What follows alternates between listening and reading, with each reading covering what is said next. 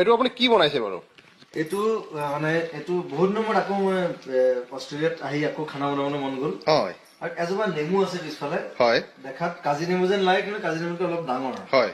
পাতটো বৰ ধুনীয়া গোন্ধায়। আৰু মই নেমু পাত দি মই মাংস বনাই খুব ভাল পাওঁ। হয়। গতিকে ইয়াত অষ্ট্ৰেলিয়ান ব্ৰইলাৰ চিকেন তাক লৈ পেলাই এই আমাৰ নেমু পাত দি পেলাই এটা বস্তু বনাইছো। এইটো নামটো কি? ডিছটোৰ নামটো কি? এইটো ডিছটো এইটো জুবিনৰ নেমু চিকেন। জুবিন নেমু চিকেন। জুবিনৰ নেমু চিকেন। অ'কে।